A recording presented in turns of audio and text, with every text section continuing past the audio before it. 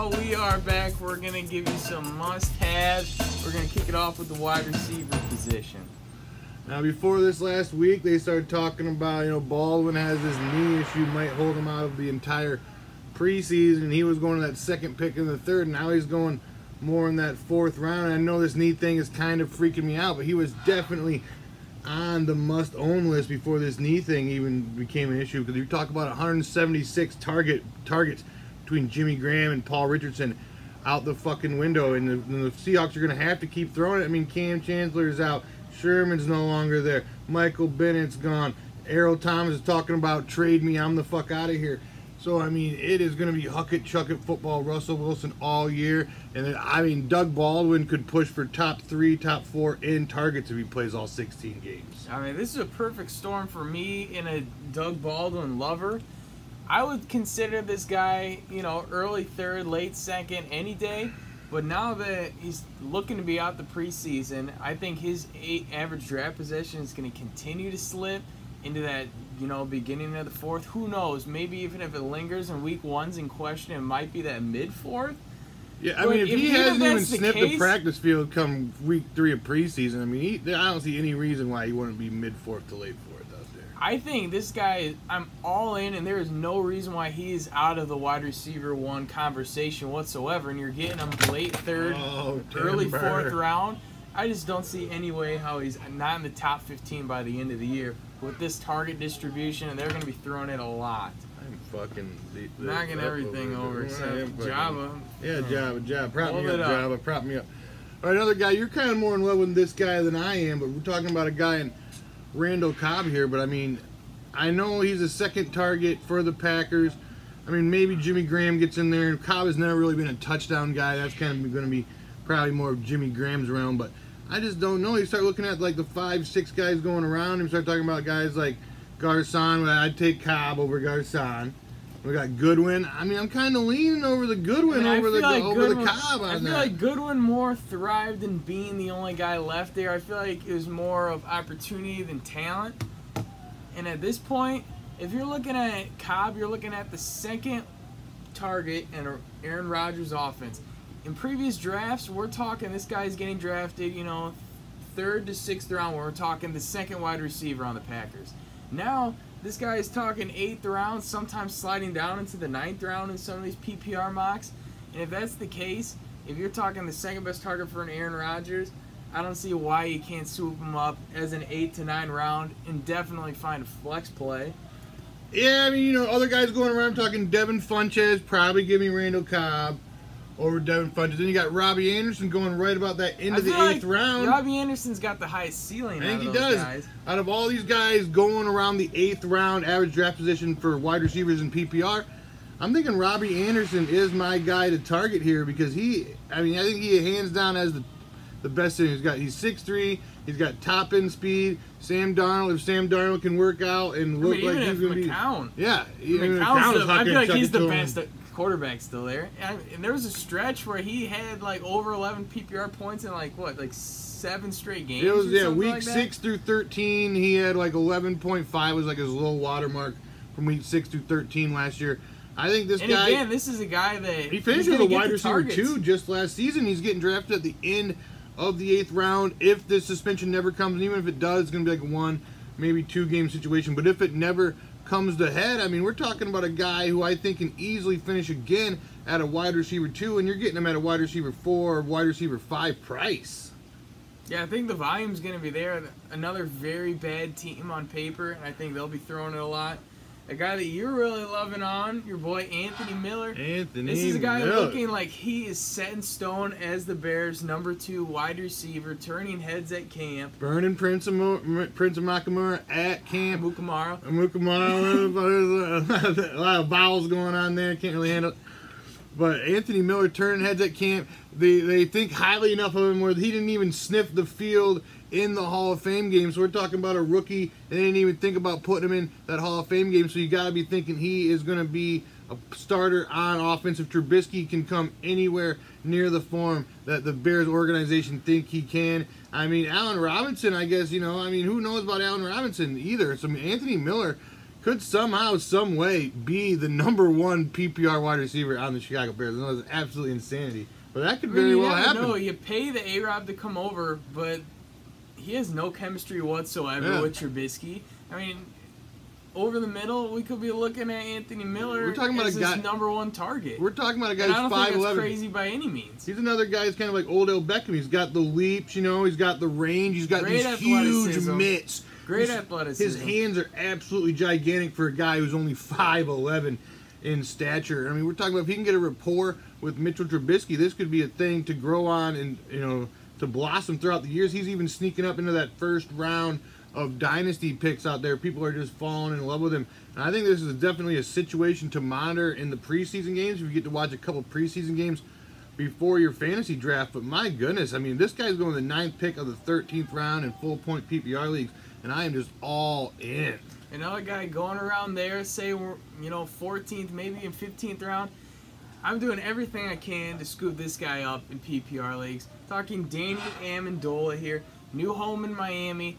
He's going to be that Jarvis Landry role, and he is just going to eat over the middle. I mean, there's no one else really there. You look back at those Patriot playoff games, and he averaged over feasted. He had 20 points or better in the 3 Patriot playoff games last season. So we're talking about a guy. I mean, if he can stay healthy and on the field, we're talking about a guy who's competing with targets for like guys like Devontae Parker, who just looked like trash in camp. Means nothing to me. No, Devontae Parker is dead to me. He's been looking like trash in camp, getting shut down by his own team, by his corners from his own team. We're looking at guys like Kenny Stills. So I think Kenny Stills is just a guy who we know who he is. He's a deep threat. He's going to have his big games here or there, but he's not necessarily a guy you're going to be able to rely on week to week. He's a best ball league guy. That's it. Yeah, he's not a guy you're going to look to rely on a week-to-week basis. Albert Wilson's kind of a unknown, kind of a come-over. But I think Danny Amendola has been running like in the starter out of the slot. I mean, if that's the case down in Miami slot guys have just been feasted. I mean, I know it's been Jarvis Landry for these last few years, but even with Cutler last year, it's not like it was only Tannehill. No, yeah. Even Cutler, I mean, Jarvis Landry's 100 catches easy. I think Amendola is going to be more in that 80 range if he can play, 15, 16 games. I mean, health is his major If he's concern healthy and on the field, there's no way he's not at least a minimum a solid flex option for you in the field. You're going in like the middle of the 14th freaking round. This is a guy you could start week 1 that you draft in the 14th. Middle of the 14th fucking round. Another guy we kind of like going a little bit earlier in that 9th round, Cooper Kupp. And, you're looking at it, he's going around the guys. Like he's going around Robert Woods and, guys from his own team. And who else is he going around out there? Robert Woods, we got Crowder, we got Allen Hurns. So you're thinking about it, you got to think, give me Cooper Kupp out of all those guys I just said. I do like Jameson Crowder. I feel like Alex Smith's never really had a go-to slot guy. I think guy. Cooper Kupp's a safer pick, though, than Crowder. I agree with that. I mean, as a rookie, very, very strong. I mean, he was steady. He only had He had at least 2 catches every single game last year. Yeah, he had no games under 2 catches. So as a rookie, that is absolutely astonishing. I only had a couple under the 3 catches, none under 2. So we're looking to build on that. He just barely missed the cut of wide receiver 2 last year in 12 team. I think he was like wide receiver 25 or something finishing. And if you're looking at the targets around him, I think Brandon Cooks is an upgrade on the outside, who's definitely going to be able to move the safety a little bit, be the deep threat, and Kupp is that slot receiver, so he's going to get even more one-on-one looks, maybe matching up more against linebackers if you're talking maybe moving a safety over to cover the deep ball. Yeah, if anybody in that offense was a fluke last year, I think he got to lean toward Robert Woods. I agree 100%. Robert Woods, I haven't drafted him in any mocks so far this year. He's a guy I think has more opportunity than talent. And now that they have both talent and healthy bodies there, I think if you're looking at Kupp, he might. What do you think? If we're talking Brandon Cooks or Cooper Kupp, who finishes with more PPR points? Baby, I mean, that's a good spread. I mean, that's a good 3 or 4 round spread. I mean, that's what I'm saying. Like, we're talking about, I take Cooper Kupp. As far as ADP goes, I think you got to lean toward Cooper Kupp all day. He's going like that 3 or 4 rounds later than Brandon Cooks. But, I mean, you got to think that Brandon Cooks just finishes with just a little bit more than him, right? You would think so, but not enough to justify that 3 or 4 round difference. All right, another guy looking at it a little bit earlier, 6th round, talking about a chief wide receiver. I think this is the year. He's still only 25 years old. I think Sammy Watkins is on point. I think we could looking at Sammy Watkins' best NFL year right this season. I think so. I think he's got a good quarterback to make that happen. And also, like we're talking with Amendola, his only real enemy at this point in his career has been his health. So if he can stay healthy, he's got a quarterback who does like to push the ball down the field. In this offense that already has a lot of weapons, he is going to get some one-on-one looks, which he never has had in his career. If you looked at Buffalo, they double, triple teamed them. I mean, there's no one else in that offense. Andy Reid's been moving him all over the formation. That is good. Get him looks. Get him away from that number one corner from the opposing team. And I mean, I'm thinking, I think if Sammy Watkins going the full 3 rounds later than Tyreek Hill, I'm thinking I'm leaning towards Sammy Watkins all day if you must own a chief wide receiver. I agree. Tyreek Hill has barely cracked the top 30 in targets last year. I don't see that going up this year with the addition of talent in Watkins. So I don't want to say Hill's a fluke, but I don't think he's going to produce wide receiver 1 numbers this year. One more guy. I love him. You're kind of hating on him. You're saying the likes of fucking Eric Decker is going to outscore him this season, but I'm all in on a guy who's not even in the 15-round, 12-team fantasy football calculator ADP. He's not even fucking on there. It's good reason. Philip Dorsett. I'm talking about dart throw, late round, fuck a backup kicker, fuck a backup defense. I'm talking about get yourself a guy who's looked good in camp for a team who's just drowning for wide receivers. If we're talking 17th, 18th round, we're talking about a high potent offense with a fucking just drowning for wide receivers. We're cutting Jordan Matthews. I mean, my goodness, Julian Edelman's gone for 4 weeks. Brandon Cook's out the door. Danny Amendola is gone. We're talking about the Hulkster Chris Hogan and players to be dominant number 1. Talk about what? We're talking he's the dominant number 1 receiver on this team for the first 4 weeks. How is he fucking not? Dude. We're talking about Chris Hogan and players to be named fucking later here. That's what it is. Okay, we just said Phil Dorsett. And I'm thinking the best option these players to be named later is my boy Philip Dorsett. I mean, I think Decker. Fuck Eric Decker. If you told me $20 right now, bet who you got, Eric Decker, Phil Dorsett, more PPR points, I'm taking Eric Decker. Let's do it, baby. Right here, fucking He's tank. white. You saw it. He's white. Yeah, we're changing it up out there. They got. Brady's got to change it up a little bit. I think Phil Dorsett's been running out of the slot in practice. I'll take that's the the fuck he's all right. You saw it fucking here right now. Saw it fucking here. Fucking water Eric bets. Decker jersey. Fucking water bets. We got Philip Dorsett in full point PPR out producing the likes of Eric Decker, baby. I think it's reality. All right. We're all in. If you like to cut off our jib, hey man, you want to join the listener league? We got a listener league queuing up. We're only doing 1 this year, so we're talking first 12 people to sign up. We're all in. We're going full point PPR. We're going 10 points to the rushing, 10 points to the receiving. Of course, we're going 1 point for every 20 pass yards, but we're going 6 points for passing touchdowns. We're not cocking you with that 4-point passing touchdowns bullshit. I've never really been a fan of that.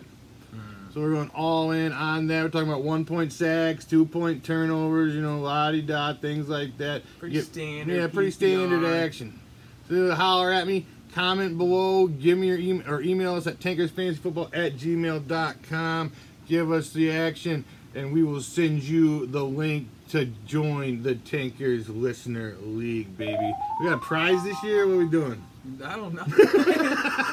We got koozies. We always have the koozies. We can throw in, maybe a sixer, a koozies, or. Well, we got prizes in that.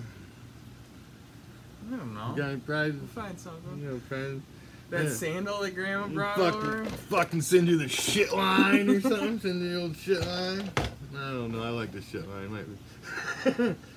We'll get some. We'll dig it up. Something that out, is baby. if you guys can win. Yeah, last year we didn't have to give away any prizes. We'll see if we can. They wanted the sex in the league, and we brought the sex to them, baby. All right, we're on the TuneIn. We're on the Twitter. We do these things. Give us a subscribe. Give us some comments. Like, share, all that good fucking action. All right, thanks for watching. We'll see you later. Cheeseburger.